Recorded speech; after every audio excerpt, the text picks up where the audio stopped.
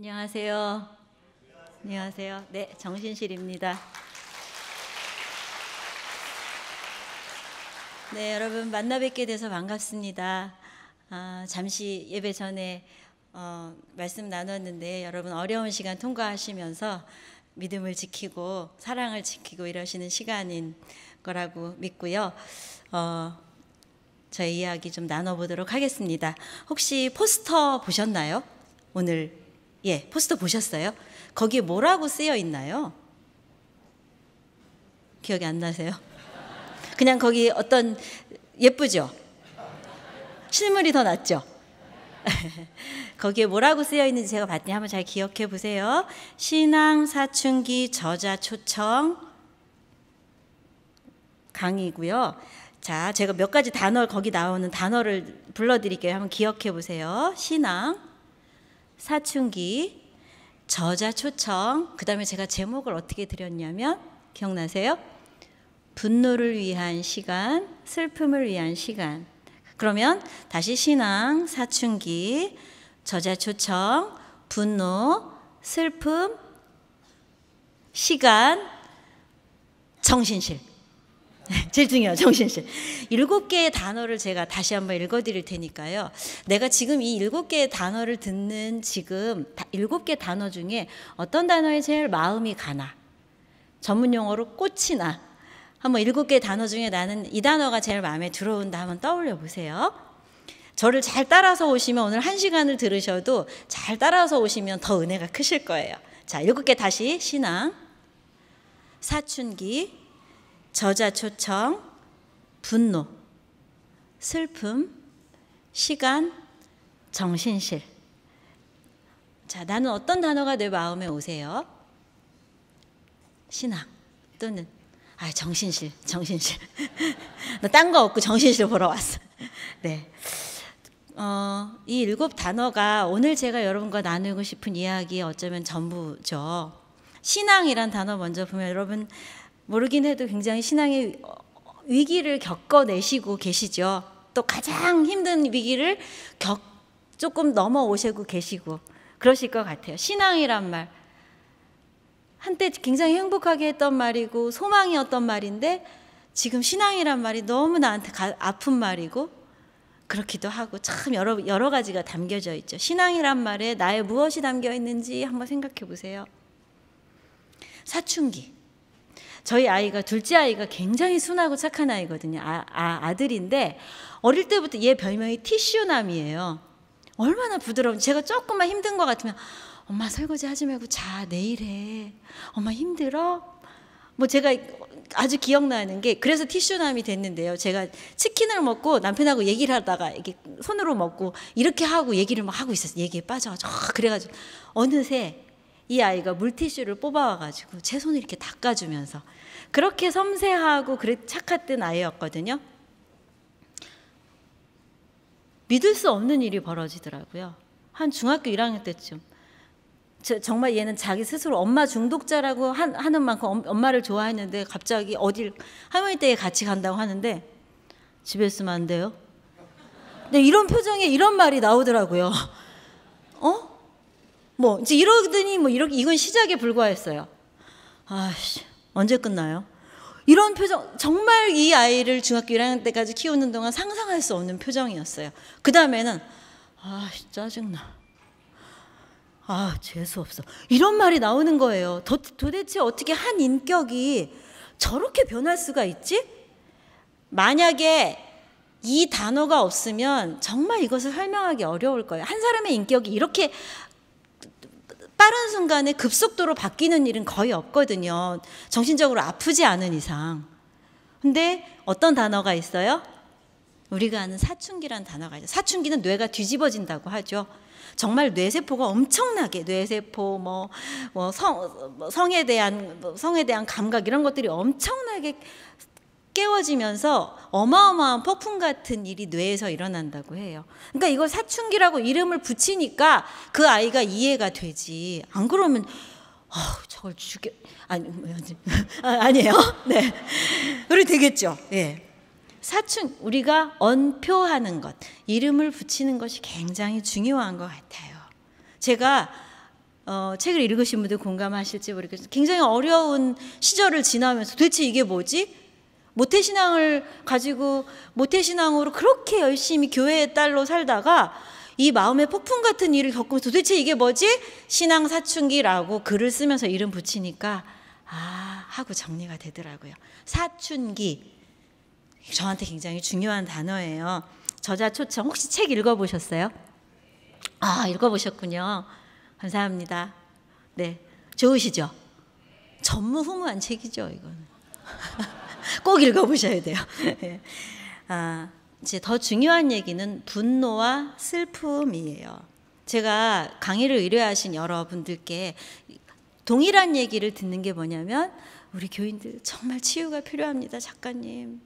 그 말씀에 제가 가슴으로 오는 사랑, 가슴으로 오는 연민이 느껴졌어요. 저희 정말 치유가 필요해요. 우리 교인들 정말 치유가 필요해요. 제가 오늘 한 시간을 통해서 여러분들 치유해 드릴 수는 없지만 이 치유에 대해서 한번 나눠보려고 해요. 치유가 필요하세요?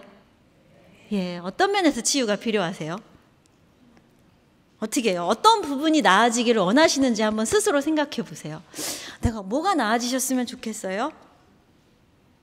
제가 교회 문제로 어려움을 겪으신 분들 참 많이 만나고 상담하면서 많은 얘기 듣거든요. 아마 여러분들 이야기일 거예요. 자다가도 벌떡벌떡 일어난다.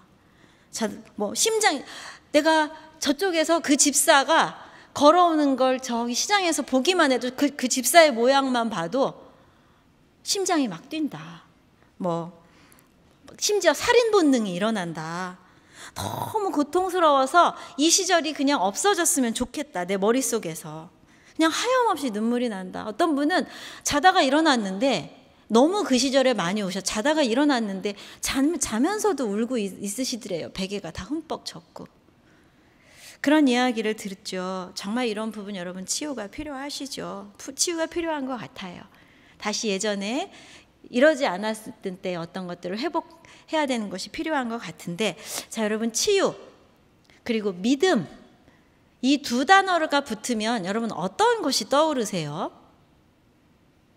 치유, 믿음.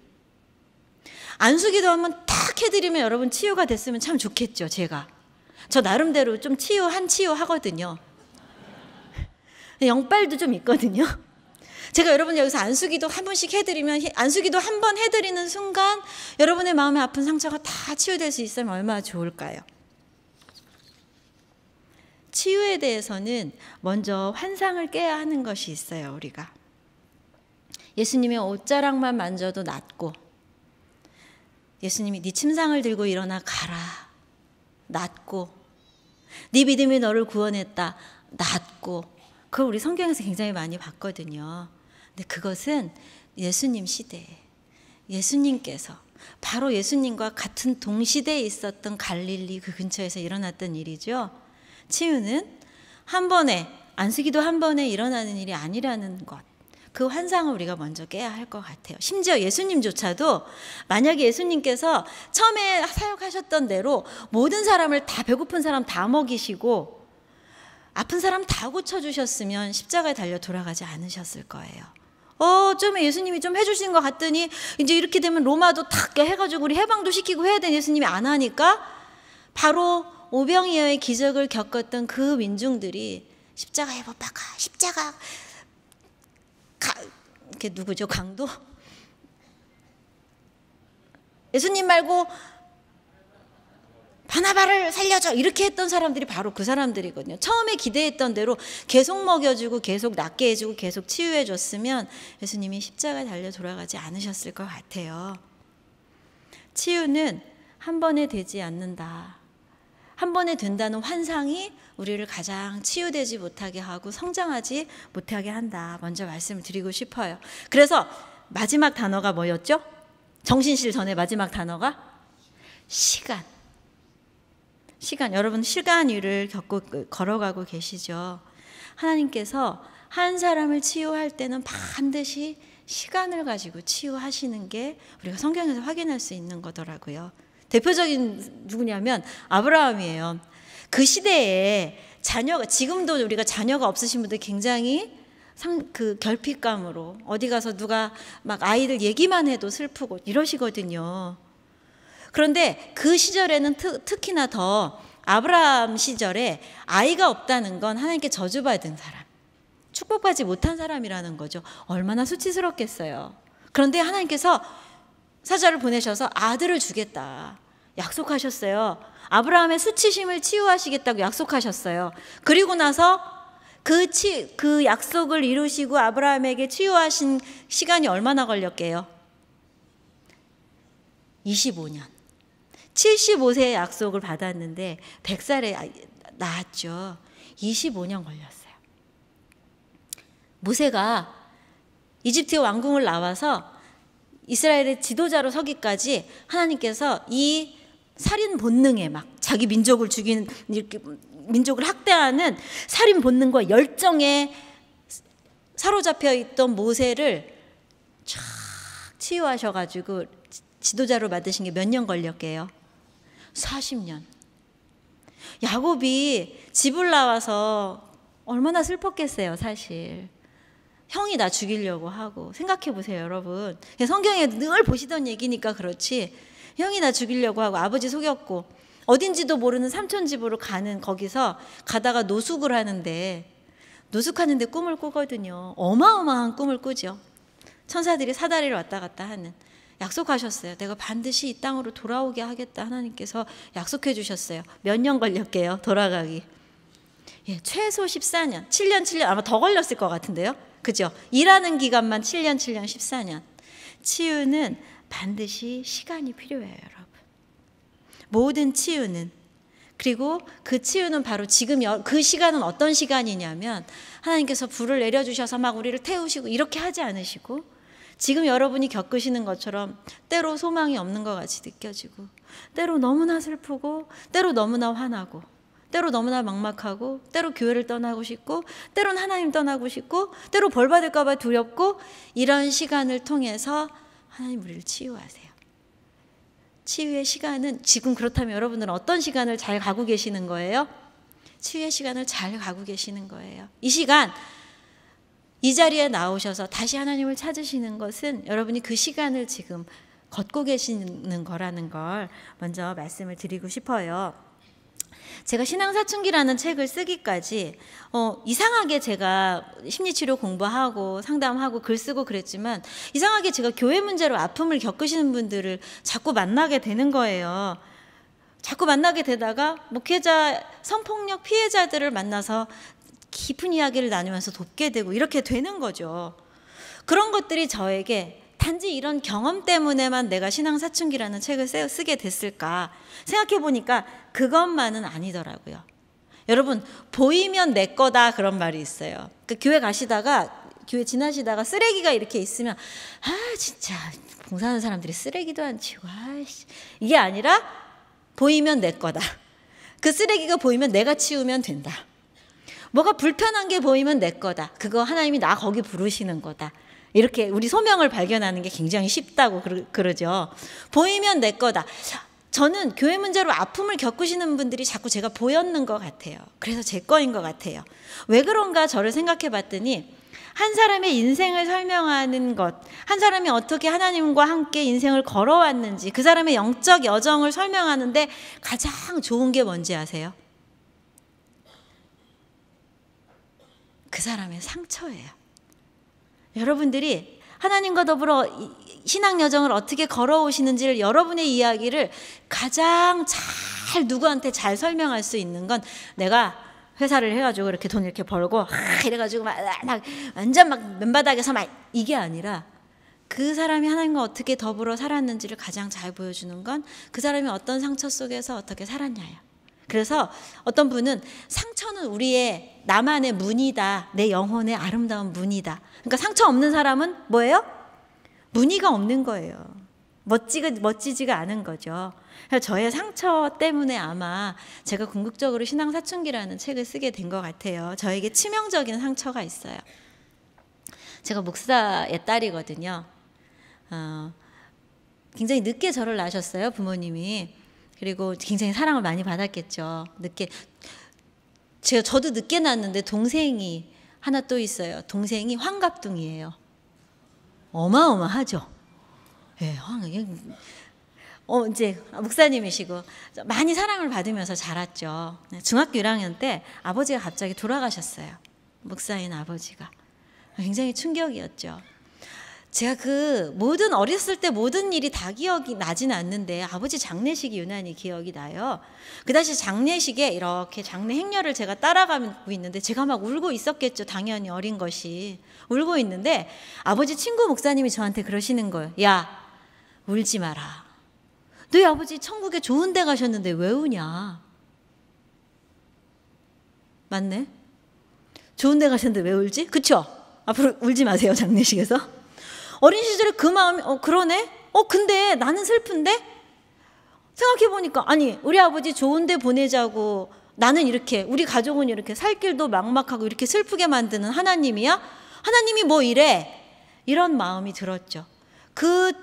아버지 돌아가신 첫 기억이 저한테 몇 가지 이해되지 않는 질문을 남겼는데 첫 번째는 그거예요.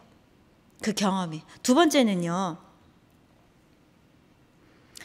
제가 늦게 태어난 데다가 얼마나 사랑을 받았겠어요. 목사 딸로서. 네, 엄청 사랑을 받았죠. 그런데요. 아버지가 돌아가셨는데 엄마하고 교회 장로님들하고 싸우는 거예요. 왜 싸우냐면 퇴직금 문제로 싸우는 거예요. 엄마는 이제 우리를 키워야 되니까 계산을 가장 우리한테 유리하게 해서 가장 많이 받으셔야 되고 이 장로님들은 가장 교회에 유리하게 적게 해주시려고 싸우는 거예요. 중학교 1학년짜리가 이걸 본 거죠. 저는 태어나서 교회는 진짜 좋은 곳이고 하나님의 사랑이 가득한 곳이고 이런 곳인 줄 알았는데 싸우시는 거예요. 이건 뭐지? 교회의 이면을 본 거죠. 어린 마음에 이것이 또 다른 분열로 질문으로 새겨졌어요. 세 번째, 제가 장례식을 마치고 학교에 첫 등교하는 날이었어요. 등교하는 날 탁 문을 열고 그 교실 문을 열고 쫙 여기 들어가면서 제가 어떤 표정으로 들어갔는지 아세요? 가장 밝은 표정으로 활짝 웃으면서 들어갔어요. 왜 그런가 하면 불과 한 5일 전까지 전 아버지가 있는 애였거든요. 근데 갑자기 아버지가 없는 애가 됐다는 게 믿어지지도 않고 내가 친구들한테 그렇게 슬픈 애로 보이고 싶지도 않고 그래서 활짝 웃으면서 들어갔죠. 그렇게 하고 제 슬픔을 숨기고 밤마다 아버지 보고 싶어서 울고 달라진 상황 때문에 맨날 울고 저에게 아버지가 중학교 1학년 때 갑자기 돌아가신 이것은 하나님에 대한 생각, 교회에 대한 생각, 저 자신에 대한 생각, 세 개의 분열적인 질문을 남기게 된 거예요. 이것을 시간을 통해서 길게 이 불편함을 품고 사실은 그때부터 제가 일기를 쓰기 시작했어요. 그래서 지금 40년 넘게 손일기를 쓰면서 제가 작가가 됐죠. 그 결과가 신앙사춘기죠. 결국 저는 신앙사춘기라는 책을 쓸 수밖에 없는 제 상처를 가지고 살아오게 된 것 같아요. 자, 좀 더 이제 본론으로 들어가려고 하는데요. 여러분들은 지금 어떤 시간 위를 걷고 계시고요. 이 시간은 두 가지 시간이라고 저는 이런 이름 붙여 드릴 수 있을 것 같아요. 여러 다른 의미로 하나님과 관계에서 여러분들이 이 시간을 보내실 수 있지만 제가 말씀드리고 싶은 건 두 가지. 분노를 위한 시간이면서 동시에 이 시간은 슬픔을 위한 시간이다. 이렇게 말씀드릴 수 있어요. 여러분 분노, 슬픔, 특히 분노 이런 감정을 떠올리시면 어떠세요? 분노, 하나님 기뻐하실까요? 안 기뻐하실까요? 기뻐하세요? 분노, 하나님 기뻐하실까요? 안 기뻐하실까요? 안 기뻐하세요? 어떠실 것 같으세요? 화내는 거 하나님이 좋아하실까요? 싫어하실까요? 싫어하실 것 같으세요? 화내지 말까요? 그런데 화가 나면 어떻게 해요? 어떻게 해요? 때려요? 내야죠. 그렇죠? 그렇죠. 화가 나면 내야죠. 그렇죠? 자, 분노, 감정이거든요. 여러분 감정이 있으세요? 있죠. 그죠? 감정 없는 사람 어디 있어요? 있죠. 그렇죠? 감정 중에 부정적인 감정이라고 느껴지는 게 있으시잖아요. 대표적인 게 뭐예요? 분노. 이 부정적인 감정을 우리가 불편해해요. 잘못 배운 신앙 때문에 특히 분노에 대한 것을 우리가 불편해해요. 화나면, 또 부정적, 누구 미우면 하나님이 나를 내가 하나님 믿으면서 누구를 미워하면 돼? 내가 화를 내면 돼? 하나님이 기뻐하지 않으시지. 잘못 배운 신앙 때문에 우리가 부정적인 감정에 대해서 부정적인 생각을 가지게 돼요. 그런데 사실은 치유를 위해서 가장 중요한 지점은 어디냐면, 여러분 치유를 하나님께서 만지셔서 가장 여러분들이 치유되고 가장 아름답게 변할 수 있는 곳이 어디냐면 부정적인 감정이에요.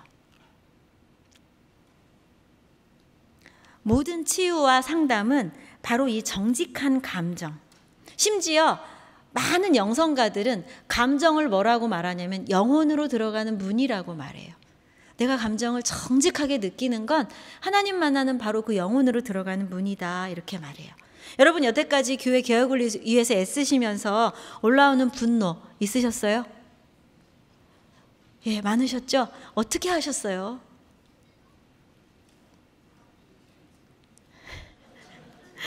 예. 그 분노가 사실은 여러분들을 정화시키는 에너지가 되셨죠. 그러세요, 안 그러세요? 아직도 깨어나지 못해서 여전히 무지몽매한 곳에 있는 분들을 보면서 어떤 생각이 드세요? 예, 안타깝고 차라리 분노해야 되는 거죠. 부정적인 감정 보지 않고, 사실을 사실대로, 사실 머리로는 다 알지만 그것을 보지 않으려고 이렇게 하시는 분들을 보면서 어떤 느낌이 드세요? 자, 분노를 위한 시간인데 여러분 지금 무엇 때문에 잠 못 이루고 계세요? 분노는 인간의 감정 중에서 굉장히 소중한 감정이에요. 예수님은 화 내셨어요, 안 내셨어요? 내셨죠? 언제요? 성전 정화할 때 화 내셨어요. 정화를 위한 분노는 상징으로 불 막 이런 것. 불은 어떻게 해요? 태워서 정화시키죠. 예수님 외로워하셨어요, 안 하셨어요? 여우도 그립고 새들도 집이 있는데 나만 집이 없다. 다 떠나갈 때 제자들에게 너희도 갈래? 너희도 나만 남겨두고 갈래? 외로워하셨어요. 예수님은 우리가 생각하는 부정적인 감정 다 느끼셨어요. 슬퍼서 우시기도 하시고요. 모든 이 부정적인 감정 중에 특히 분노는 소중한 감정이에요. 이유 없는 감정은 없기 때문에, 모든 감정은 다 이유가 있어요. 사춘기 애들 감정으로 그거 다 하죠. 전문 용어로 지랄 이런 거 다 하죠. 그런데 너 왜 그래? 너 도대체 왜 그래? 몰라. 그냥인 감정은 세상에 없어요. 그 감정에 왜라고 이름 붙이면 우리가 더 깊은 어떤 것을 만날 수 있게 된다는 거죠. 특히 분노는 내 존엄을 지키게 하는 감정이에요. 특히 분노는 하나님의 교회를 개혁하는데, 정의를 세우는데 필요한 감정이에요. 그래서 신앙 안에서 분노 자체가 잘못이다 이렇게 배우셨다면, 분노 자체, 화나는 감정 자체는 잘못이 아니야. 내가 화나는 감정을 잘못이라고 하기 때문에 내가 화났는지도 모르고 막 엄청나게 화를 내고 집안을 다 때려 부시고 또는 화나는 감정이 잘못이라고 하기 때문에 분노를 억압하시죠. 화났다는 걸 다른 사람은 표정 보면 다 알아. 아유, 화나셨군요? 아니요, 화 안 났거든요. 에이, 화 나셨구만. 아까부터 회의할 때 그렇게 하시는 거 보니까 화가 나셨구만. 화 안 났다고요. 화 안 났어요. 우리가 잘못 배운 것 때문에 분노를 억압하기도 하죠. 그래서 분노는 알아차리기만 하면 우리가 하나님을 더 가까이 만나는 굉장히 소중한 에너지가 된다. 자, 저는 분노를 어디에 우리가 지금 분노하고 있는지 한번 이 시간에 생각해 보려고 해요. 여러분, 어떤 대상이 있다면 지금 누구에게 분노하세요? 예, 명확하죠. 명확해요. 그 대상에, 여러분들이 분노의 대상이 명확하죠. 한때 존경했던 목사예요. 그런데 우리도 모르게 심리학에서는 초자라고 해요. 옳고 그름을 계속 따져요. 감정이 올라오고. 여러분 사실은 우리가 그런 사람한테 속고 그런 사람 때문에 여기까지 왔다고 라고 머리로는 아시면서 분노하고 미워하면서 한편으로는 목소리가 이래도 되는 거야? 이렇게 미워해도 되는 거야? 이런 목소리가 이렇게 있다는 거죠.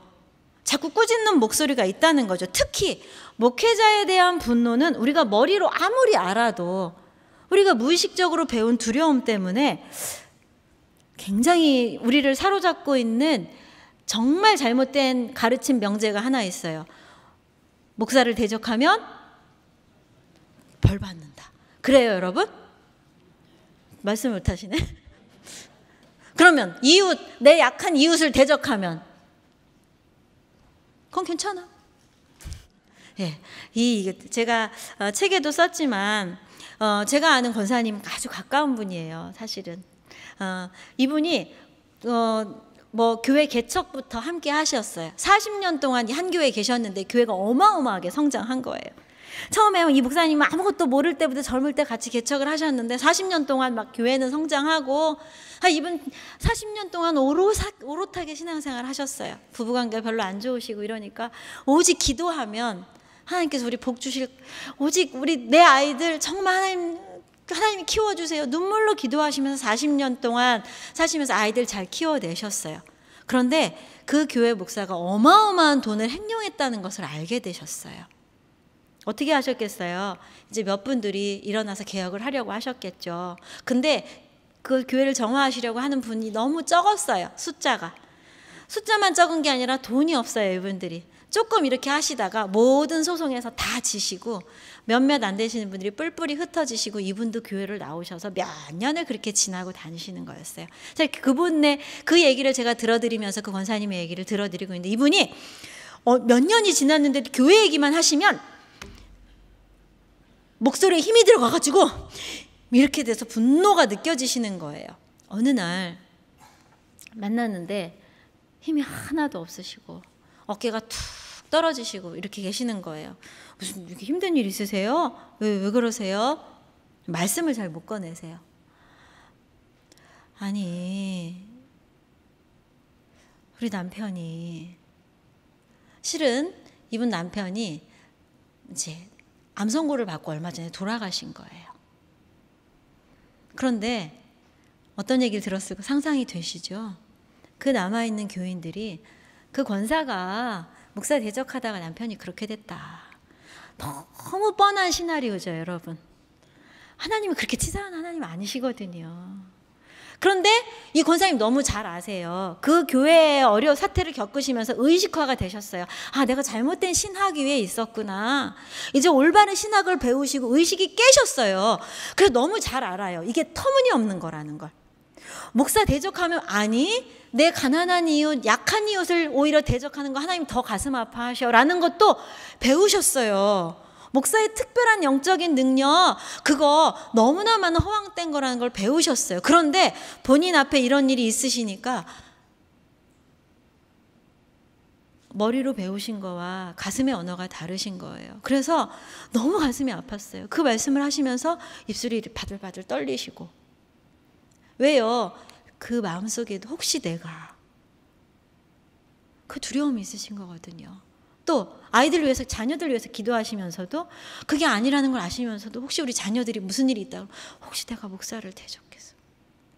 여러분, 한때 여러분이 존경했던 목사를 저주하면 목사를 대적하면 저주받는다. 이것이 얼마나 잘못된 명제인지를 분별하시는 것이 필요해요. 이것을 제가 이름 붙여드릴게요. 이것은 영적 학대의 결과물이에요. 여러분들이 영적 학대를 당하셨죠? 때리고 굶기는 것만 학대가 아니에요. 정서적인 학대가 있죠. 말로 두려움을 조장하고 그걸 목사한테 순종하지 않아? 그러다가 집안이 어떻게 되려고, 애들 어떻게 되려고. 이게 뭐예요? 영적 학대죠. 린 형제라는 분이 영적 학대에 대해서 이렇게 정의했어요. 영적 학대 또는 정서적 학대는 2살 아이에게 10살 아이처럼 행동하도록 기대하거나, 이해하셨어요? 2살한테 10살 아이처럼 하도록 기대하거나 또는 10살 아이에게 2살처럼 계속 의존하도록 시키는 것이 영적 학대다.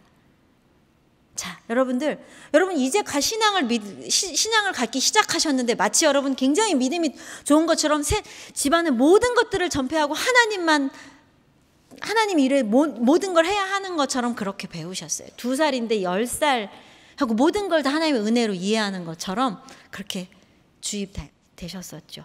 또는 여러분이 의식이 깨셔서 이거 아닌 것 같은데, 이거 뭔가 잘못된 것 같은데도 어떻게 해요? 2살에 머무르도록 여러분의 믿음을 성장하지 못하도록 했어요. 그럼 뭐예요? 그거 영적 학대다. 그래서 여러분들이 이것이 내 가장 깊은 두려움을 자꾸 조장해서 사람을 보게 하고 사람을 의존하게 하는 영적 학대였구나. 목사를 대적하면 벌 받는다. 이제 누가 나한테 그렇게 말해도, 누가 나한테 그런 내 두려움을 조장해도 그렇지 않아 라고 분노를 정직하게 분노하실 수 있는 것이 여러분 치유의 첫 단계. 두 번째로, 여러분의 분노는 어디에 닿아 있으신가 하면요, 제가 보니까요, 그런 목사에게 속았던 나 자신에게 가 있으세요. 그런 거 느껴보셨어요? 내가 얼마나 어리석었다, 내가 속았다니.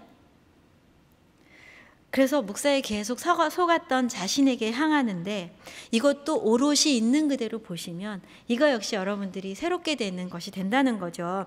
여러분, 타락한 영적 지도자가 왜 그렇게 됐을 것 같으세요? 처음부터 그랬을까요? 저는 적어도 처음부터 그러진 않았다고 믿고 싶어요. 많은 한국교회에 타락한 목회자들이 그래도 처음 하나님의 소명을 받았을 때는 그러진 않지 않았을까라고 믿고 싶어요. 그런데 점점 교회가 크고요, 점점 힘이 생겨요. 교인들이 많아지고요. 목사님 은혜 받았습니다. 우리 목사 예수님, 이렇게 되는 거죠. 점점 나에게 힘이 생길 때 그걸 어떤 신학 교수님은 고산병이라고 해요. 너무 높아지니까 이 사람이 막 정신이 헷가닥해지는 거라고 고산병이라고도 하죠. 심리학에서는 그렇게 말해요. 내 안에 없는 건 안 보인다. 그게 무슨 뜻이냐면, 내가 어떤 사람이 너무 싫어요. 너무 꼴보기 싫고 너무 싫어요. 그러면 그냥 보통 사람들이 다 싫어하는 사람 싫을 수 있는데, 다른 사람들은 괜찮다고 하는데 난 너무 싫어. 그건 내 안에 있는 거라고 해요. 심리학에서는. 그걸 투사라고 하거든요. 어려운 말로.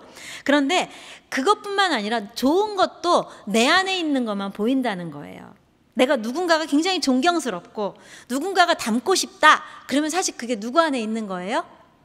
내 안에 있어서 내 마음이 투사 이렇게 비춰진다는 거예요. 내 마음을 이렇게 들여다볼 수 없으니까 내가 뭐 좋아하지, 어떤 사람 좋아하지, 내가 어떤 사람처럼 되고 싶지, 그게 내 마음에 있는 거라고 심리학에서는 말하거든요. 투사라고 해요.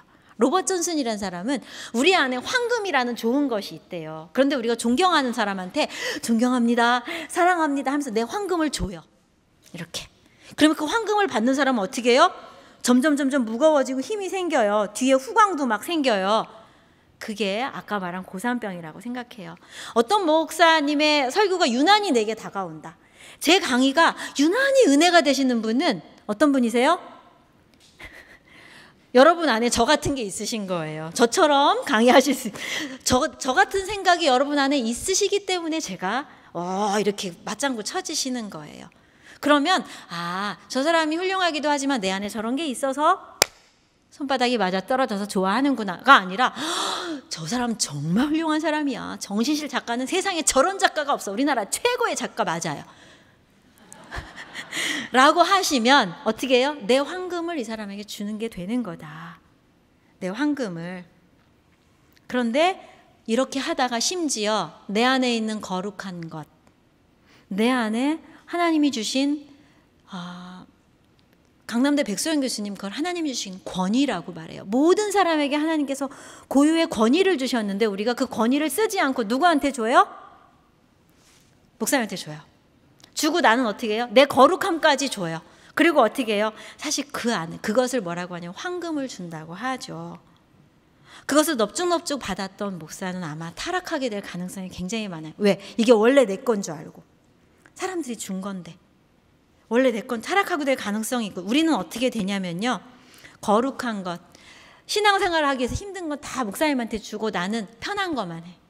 내가 영적인 성장을 해서 감당하기, 황금은 원래 좋은 거지만 무겁거든요. 차고 있으면 금목걸이 막 10돈 차보세요. 이거 무겁죠. 근데 그걸 주고 나는 가벼운 삶을 살려고 해요. 중요한 판단 다 목사님한테 맡겨. 목사님 어떻게 하면 돼요? 난 생각 안 해. 목사님 어떻게 되면 돼요? 이렇게 기도해보니까 목사님 어떠세요? 난 생각 안 해. 이렇게 하면서 나는 어떻게 해요? 넓은 길로 살고 좁은 길 가지 않고 목사님이 정해주는 대로 하나님 말씀 목사님이 그러니까 맞을 거야. 뭔가 아닌 것 같은데 목사님이 그랬으니까 맞을 거야. 이렇게 하면서 내가 나도 모르게 그 지도자에게 황금을 주고 나도 얻은 게 있다는 거죠. 사실은 그런 내가 나에 대한 분노를 파면 이런 것들을 만날 수 있어요. 그런데 여기에 나에 대한 분노에 이렇게 이름을 붙이시면요, 내가 진짜 바보 같았구나, 다 내 잘못이 내가 아니라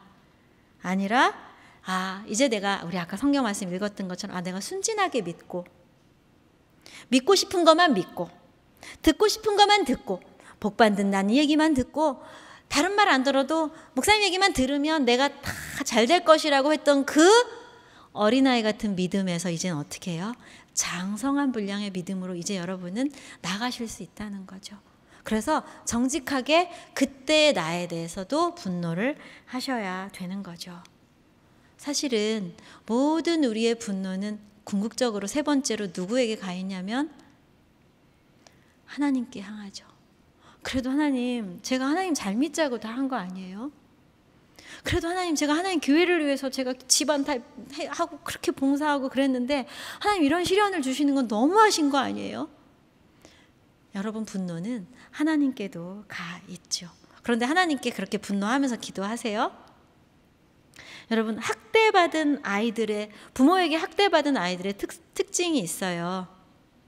부모에게 맞고 부모를 무서워하고 학대받은 아이들이 아빠와의 관계 맺는 것은 두려움으로 관계를 맺죠. 맞을까 봐 또.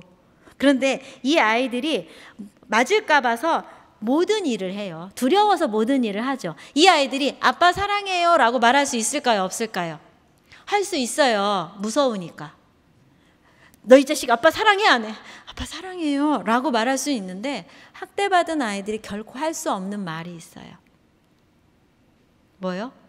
아빠 미워! 어린아이들이 얼마나 이 말을 달고 살아요. 엄마 미워! 아빠 미워! 이거 어떤 아이들이 그래요? 엄마 아빠에 대한 신뢰가 있는 애들이 그렇게 말할 수 있어요. 학대받은 아이들은 아빠 미워했다가 맞아 죽으려고요? 못하죠. 이제 여러분들은 하나님 앞에서 사랑받는 확신으로 내가 이제는 하나님 정말 무서워가지고 이러면 나 벌 주시고 이러면 어떻게 하실 거 아니라 이제 하나님에 대해서 내가 내 분노는 또한 하나님께 향한 것이었구나라고 이름 붙이실 때는 이제 여러분 어디로 나아가실 수 있냐면 하나님 사랑을 온전히 신뢰해서 하나님 용서하게 해주세요가 아니라 하나님 용서할 수 없어요. 결코 용서할 수 없어요. 하나님. 이라고 기도하는 곳으로 나아가시면 여러분 하나님과 더 가까이 나아가시면 진짜 하나님 친밀한 곳으로 나아가시는 거죠. 그렇기 때문에 내 분노가 하나님께도 향해 있구나. 이 또한 좋은 일이다. 세 가지 분노에 대해서 이름 붙여드렸어요. 여러분 그렇다면 분노는 정말 소중한 거죠. 지금 이 분노를 위한 시간, 여러분 소중한 시간을 보내고 계신 거죠. 슬픔을 위한 시간 얘기해 볼게요. 슬픔은 뭔가 소중한 것을 잃어버렸을 때, 상실했을 때 우리가 느끼는 자연스러운 감정이거든요.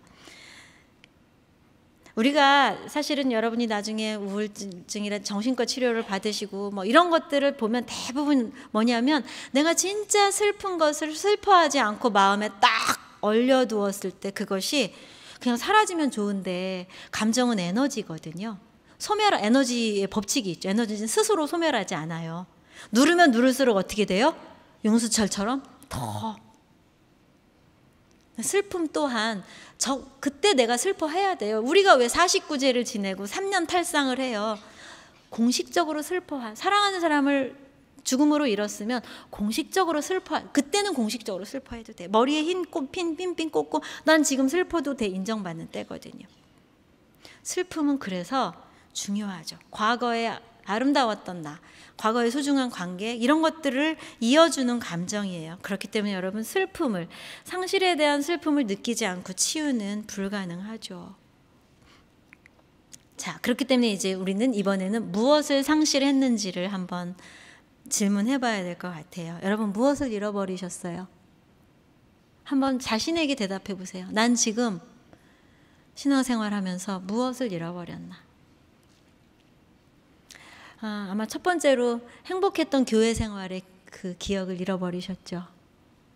한때 그냥 멋모르고 좋았고, 멋모르고 하나님 좋았고, 교회 안에서 좋은 관계 맺었던 집사님들이 있고, 존경할 수 있는 목회자가 있고, 여러분 그때 그 행복했던 교회 생활을 잃어버리셨어요. 굉장히 슬픈 일이죠. 함께 기도 제목을 나눴던 사람들이 나를 저주하고 이러는, 우리가 관계를 잃어버린, 소중한 관계를 잃어버린 것만큼 상실감이 큰 게 없죠. 여러분, 이름 붙여 볼게요. 여러분, 소중한 관계, 행복했던 교회 생활을 우리가 잃어버린 것 같아요. 두 번째, 이 무엇을 여러분 잃어버리셨나? 존경하던 영적 지도자를 잃어버리셨어요.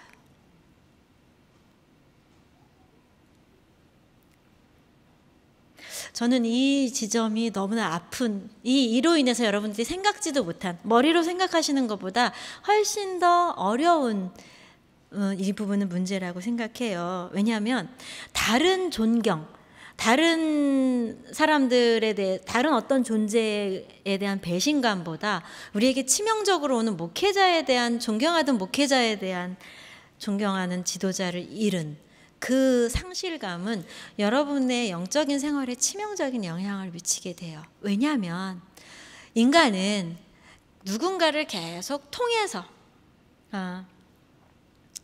그렇게 말하죠. 하나님의 사랑은 반드시 인간을 매게 한다. 하나님의 사랑을 우리가 그냥 배울 수가 없어요. 그냥 부모님 통해서, 맨 처음에 나를 이끌어줬던 그 집사님 통해서 하나님 사랑, 나 하나님 사랑 보여줬던 그 사람 통해서 하나님 사랑 이런 건가 보다, 이렇게 하기 때문에 반드시 하나님 사랑은 인간을 매게 한다. 대체로 우리에게 하나님 사랑을 매게 해준 사람은 존경하는 지도자거든요.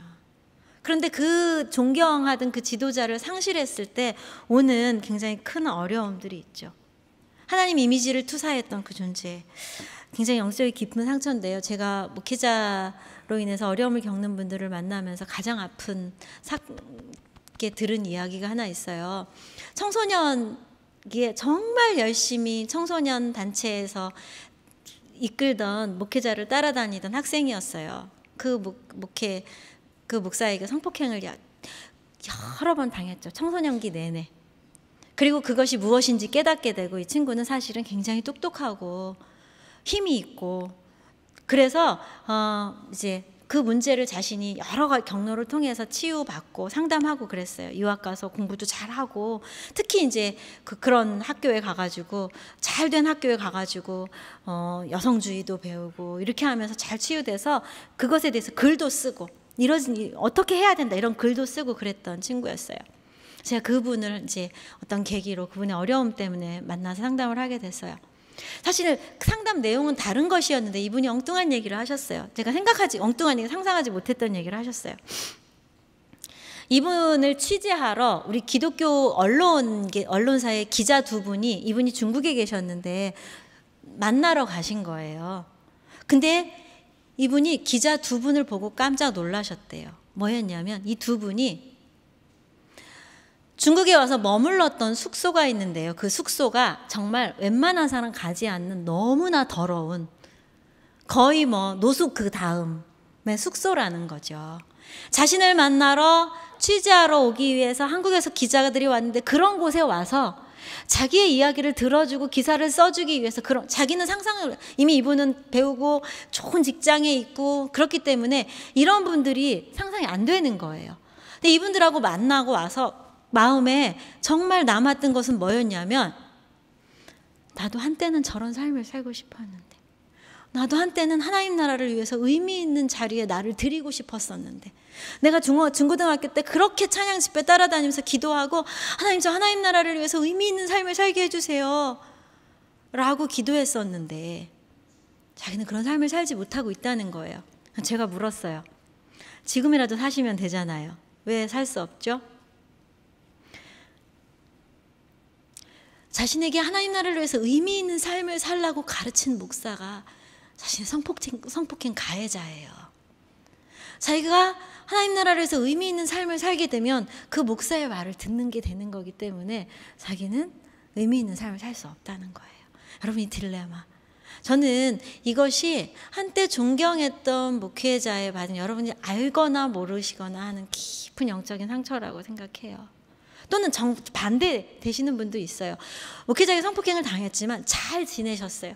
교회를 떠나지 않고 20년을 지내셨는데 우울증과 막 밀려오는 자살 충동과 이런 것 때문에 상담을 받기 시작하셨어요. 20년 후에. 어릴 적인데 20년 후에 상담을 받으면서 이제 기독교 상담이 아닌 다른 곳에서 정신과 상담을 받는데 거기서 무슨 얘기를 들으셨냐면 아주 냉소적인 말을, 하나님을 모르는 의사하고 하나님을 모르는 상담자니까요. 아니, 교회를 아직까지 왜 다녀요? 라고 물은 거죠. 근데 이분이 그러겠어요. 제가 설명할 방법은 없잖아요, 사실. 제가 그 폭력을 당한 곳이 그곳인데 아직도 교회를 다닌다는 걸 이 사람들한테 설명할 말이 없잖아요. 그래서 저를 만나시게 된 거거든요. 굉장히 어려운 딜레마예요, 여러분. 이 부분에 대해서 내가 정말 한때 존경했던 목회자에 대한 그 존경심을 상실했다는 것은 내가 한때 만나고자 했던 하나님에 대한 어떤 것들을 상실한 거구나. 이것도 스스로 이름 붙이시고 알아주셔야 되는 슬픔이라는 거죠. 깊이 슬퍼하실 때 이거 역시 이제 여러분 예전에 그 하나님이 아니라 다른 하나님, 여러분이 더 깊고 더 성숙해진 하나님을 만나시게 되는 그것이 충분한 애도 가운데 만나주시게 될 것 같아요. 바로 그것이 우리가 잃었던 하나님에 대한 새로운 만남, 우리가 기도 다 들어주실 것 같은 하나님 또 이루셨죠. 그것에 대한 애도, 분노와 더불어 지금은 슬픔을 위한 시간이다. 그렇다면 여러분들 정말 잘 가고 계신 거죠. 정말 치유의 길을 잘 가고 계신 거예요. 그래서 그 분노와 슬픔을 있는 그대로 느끼시려면 조금 막막하고 이렇게 되시죠. 다시 저의 이야기로 한번 돌아가 볼게요. 제 상처. 저는 이 세 가지 질문을 통합하기 위해서 제 인생을 살아온 것 같아요. 하나님께 한동안 제가 신앙사춘기에 접어들면서 한 10년 신앙사춘기에 접어들면서 도대체 하나님 살아계시다면 어떻게 이럴 수가 있어요? 도대체 하나님 살아계시면 왜 이렇게 착한 사람들이 힘들어야 돼요? 도대체 하나님 살아계시면, 그런 질문들이 정말 신학적인 질문들이 많이 올라왔거든요. 근데 알게 됐어요. 제가 하나님께 따져 묻고 있던 그 질문은 신학적인 질문이 아니었어요. 감정적인 질문이었어요. 하나님과 화해해야 되는 일이었던 거예요. 여러분들 하나님과 화해하는 과정 필요하신 것 같아요. 그래서 제가 화해하고 났더니 저는 요즘 기도가 정말 좋아요. 다 얘기해요. 하나님 정말 실망이에요. 저한테 어떻게 이러실 수가 있어요? 이렇게 기도할 수, 하나님과 더 가까워진 것 같아요. 특히 이제 두 번째, 교회의 이면을 봤던 것. 내가 태어나서 중학교 1학년 때까지 봤던 교회와 엄마와 장로들이 싸우는 그 너무나 저는 이해될 수 없는 거니까 제 마음에 남아 있었겠죠. 자, 아픈 말이지만 여러분, 교회는 원래 이런 곳이죠. 인정. 교회는 원래 이런 곳이죠. 여러분 개혁 다 싸우시고 나서 다시 여러분들이 원하는 교회를 만드셔도 그 교회는 어떻다? 똑같다. 그 이면에는 뭐가 있다? 서로 다름으로 인한, 돈으로 인한, 권력으로 인한 아픔과 갈등은 반드시 있다. 이 땅의 교회는 반드시 그 이면에 그런 것들이 있더라고요. 옛날부터 있었고요. 가장 아름다워 보이는 교회조차도 있더라고요. 나 그것은 모르고 싶어. 안 볼래. 우리가 그랬거든요, 옛날에. 근데 지금 너무나 많은 것을 알게 되었잖아요. 이제 우리가 새롭게 만들어갈 교회도 늘 그런 갈등에 노출될 수 있다.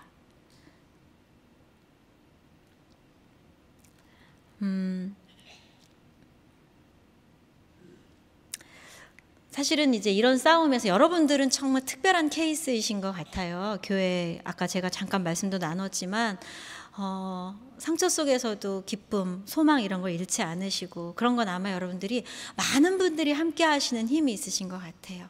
대체로 보통 교회에서 소수시거든요. 소수면 아까 제가 말씀드린 권사님처럼 대체로 모든 재판과에서 이길까요, 질까요? 저요, 거의 지죠. 정의가 승리하지 않는 것 같이 보이기 때문에 이런 분들은 더 어려움을 겪으시죠. 제가 성폭행 생존자 자매들하고 모임을 하면서 첫 기수 마지막 시간에 모임을 하고 집에 가는 길에 집에 가지를 못했어요. 정신이 나간 여자처럼 막 이 광화문 일대를 제가 그냥 걷고 있는 거예요. 너무 마음이 힘들고 아파서. 그 뭐였냐면 다 이제 참 좋았어요. 8주간 막 이야기 나누고 막 글 쓰고 참 좋았는데 마지막 시간에 이러시는 거예요. 그런데 우리는 지금 치유한다고 모여서 울고 이렇게 하는데 사실은 그 일 때문에 내 인생은 엉망이 됐고, 이미 나는 그 상처 때문에 결혼 생활 유지 못하고 이혼했고, 나는 이렇게 가난해져. 그런데 그 목사는 아직도 TV에 나오는 설교자고 아직도 떵떵거리고, 내가 이거를 볼 때 견딜 수가 없다. 나는 평생 이렇게 살아야 되냐. 사실은 교회의 이면이라는 것 역시 돈이 이기고요. 그렇죠? 궁극적인 승리가 있어도 또 우리 안에는 이런 상처가 남을 수밖에 없죠. 이것이 아픈 현실이고 하나님께서도 이 땅의 교회를 보시면서 너무나 마음 아파하실 거예요. 이제 그것에 눈을 뜨셨기 때문에 여러분들은 더욱더 매일매일 개혁하는 삶,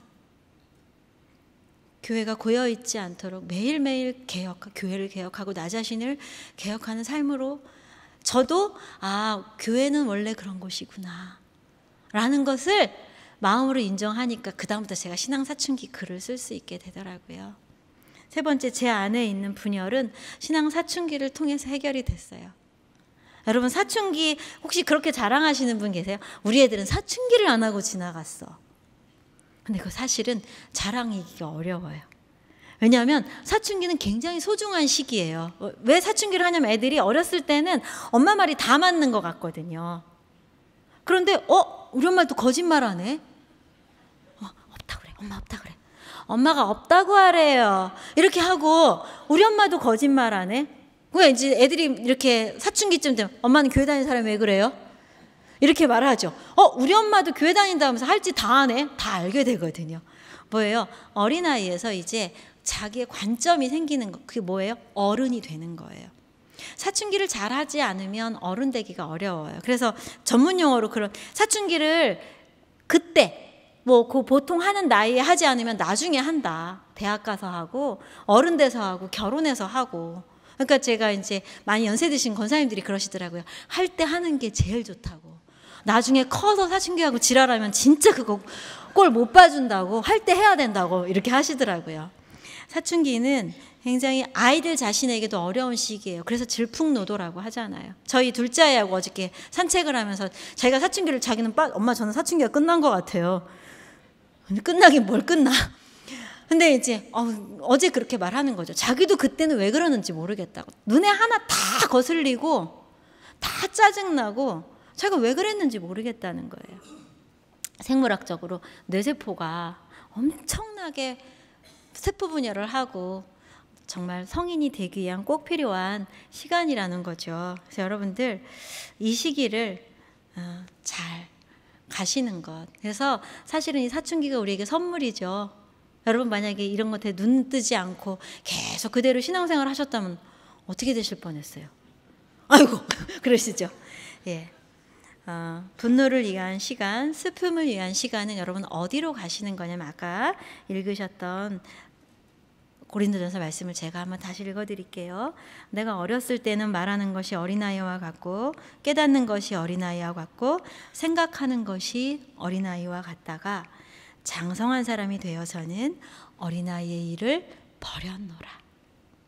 이제 하나님이 어린아이를 버리고 장성한 사람이 되라고 우리에게 이 시간을 주시는 것 같아요.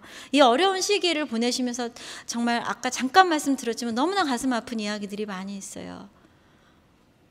지금은 이 삶의 어려운, 이 고난과 어려움의 의미를 다 알지 못하지만 아까 읽으셨던 말씀 그 다음 절은 이렇게 되어 있어요. 우리가 지금은 거울로 보는 것 같이 희미하나 그때에는 얼굴과 얼굴을 대하여 볼 것이요 지금은 내가 부분적으로 아나 그때에는 주께서 나를 아신 것 같이 내가 온전히 알리라. 이 아픔의 시간들을 통해서 하나님이 이때 우리와 어떻게 걸어주셨는지 우리가 이미 느끼고 계시죠. 하나님 우리와 함께 하신다는 거. 지금 거울로 보는 것처럼 희미하게 보지만 아마 하나님 앞에서는 이때 하나님께서 애썼다. 참 애썼다. 그때 내가 너와 이렇게 걸어줬다. 이렇게 하나님 얼굴을 맞대고 이 일에 대해서 하나님과 얘기하실 날이 있으시겠죠. 네, 제 결론을 말씀드릴게요. 그러면 우리는 이 시간을 어떻게 보내야 할까? 저는 모든 치유의 마지막 끝은 기도라고 생각해요. 여러분, 기도 그러면 어떤 생각이 드세요? 기도 어떻게 해요? 기도. 우리가 신앙이 성장한다는 건 우리의 기도가 달라지는 것인 것 같아요. 여러분, 기도가 뭐예요? 죄시 없어서 이게 기도인가요? 주시 없어서 이게 기도인가요? 믿습니다 이게 기도인가요? 예. 기도에 대한 여러 가지 정의가 있지만 영성에서 기도는 하나님과의 관계라고 볼 수 있어요. 자, 기도합시다 이 말은 자 우리가 하나님과 관계를 맺읍시다. 우리가 하나님과 연결됩시다. 이런 뜻이라고 저는 생각이 들어요. 그래서 여러분 이 시기에 여러분들이 치유되지 못하는 방법은 여러분이 절대 이렇게는 하시면 안 돼요. 뭐냐면 고립되시는 거예요. 혼자 떨어져 나가서 연결되지 않으시는 것. 헬레나 오웬이란 분은 치유는 마귀가 의도한 고립 상태에서 내 고통을 끄집어내서 이웃과 하나님과 인류와 함께 겪어내도록 연결되는 것이라고 말했어요. 다시 고립은 마귀가 의도한 거예요. 혼자 고립되는 것. 여러분 연결되어 있으셔야 돼요. 그 연결이 기도라고 생각이 들어요. 관계. 기도는 여러분 여태껏 어떻게 기도해 오셨는지 모르겠지만 전 두 가지 기도를 제가 안내해드리고 오늘 마칠게요. 기도는 내 곁에 있는 사람들과 연결되는 것이고요. 또 하나는 하나님과 연결되는 것인데요. 내 곁에 있는 사람들과 기도. 특히 누구냐면 여러분 주변에 가장 아픈 사람. 여러분 중에 가장 약한 사람. 여러분들이 때로 분노하고 때로 막막하고 그럴 때 나 말고 나보다 더 아픈 예전에 구역 식구 나보다 더 아픈 그 집사님한테 집사님 위해서 기도하고 있어 이런 말 하실 필요도 없어요. 그 집사님이 떠오르실 때마다 하나님 그 집사님 불쌍히 여겨주세요.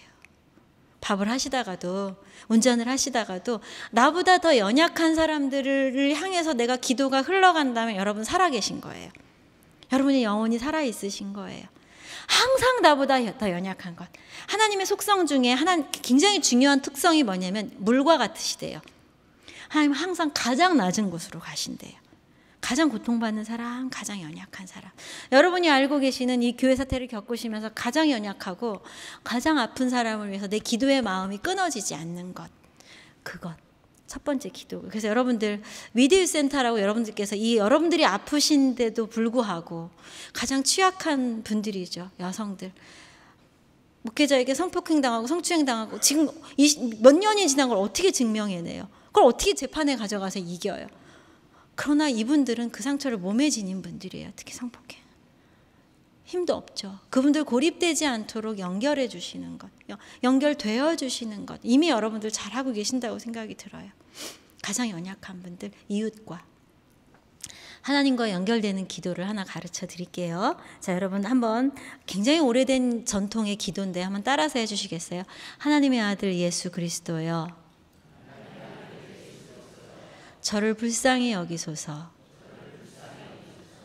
하나님의 아들 예수 그리스도여 저를 불쌍히 여기소서. 쭉 이어서 외우실 수 있으시겠죠? 쭉 이어서 한번 할 테니까 따라 해서 보세요. 하나님의 아들 예수 그리스도여 저를 불쌍히 여기소서. 예, 그럼 여러분 잠시 한번 눈을 감고요. 이 기도를 한번 해보도록 하겠습니다. 하실 때 기도를 잘 하시기 위해서 몸을 잘 만드시는 건 더 좋은 것 같아요. 한번 이렇게 등을 쫙 세워 보시겠어요? 등을 세우면, 우리 몸을 세우면 하나님 앞에서 우리 마음이 잘 세워진다고 해요. 눈을 감으시고요. 소리내서 한번 해보겠습니다. 저는 누구냐면 저 자신이에요. 하나님의 아들 예수 그리스도요, 저 정신씨를 불쌍히 여기소서. 소리내서 여러분들의 이름을, 저 누구누구를 불쌍히 여기소서 소리내서 기도해 보시겠습니다. 시작.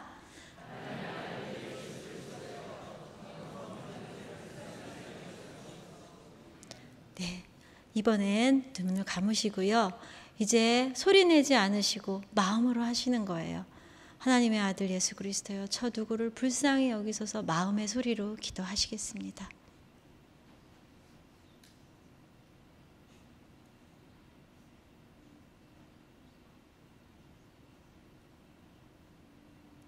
이번에는 여러분들이 생각하시기에 가장 연약하고 가장 상처받고 가장 힘드신 어느 집사님, 어느 자매님, 어느 형제님을 떠올리시면서 그분의 이름을 넣으셔서 하나님의 아들 예수 그리스도여, 누구누구를 불쌍히 여기소서 소리내지 않고 마음으로 해보시겠습니다.